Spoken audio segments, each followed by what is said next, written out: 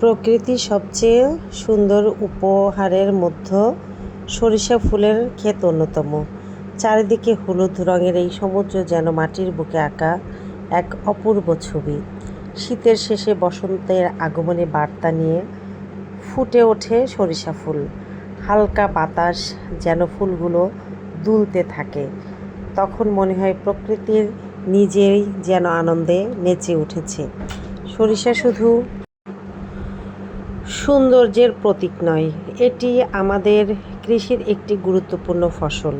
সরিষার বীজ থেকে তৈরি হয় পুষ্টিকর তেল, যা আমাদের দৈনন্দিন রান্নার অপরিহার্য উপাদান।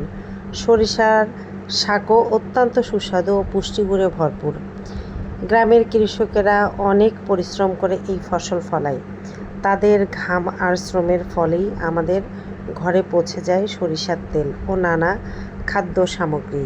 তাই প্রতিটি সরিষা ক্ষেত শুধু ফুলের সৌন্দর্য নয়, কৃষকের স্বপ্ন, আশা আর জীবিকার গল্প বহন করে। এই হলুদ ফুলের অপরূপ সৌন্দর্য আমাদের মনে শান্তি এনে দেয়, প্রকৃতির আরও কাছে টেনে নেয়।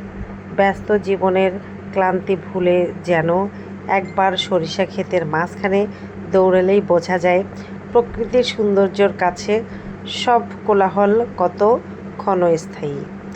আসুন আমরা কৃষকদের সম্মান করি, প্রকৃতিকে ভালোবাসি এবং বাংলার এই অপরূপ সরিষা ক্ষেতের সৌন্দর্যকে হৃদয়ে ধারণ করি।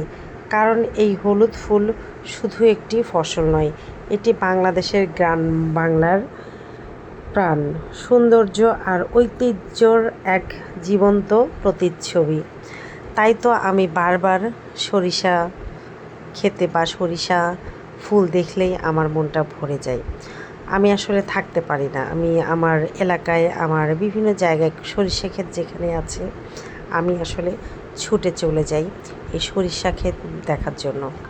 প্রতিবারই আমার যখন সরিষা ফুল ফোটে বা সরিষা ক্ষেত হয়, আমার আসলে মনটা চলে যায়। আমার বোনের বাড়ি সিরাজগঞ্জ।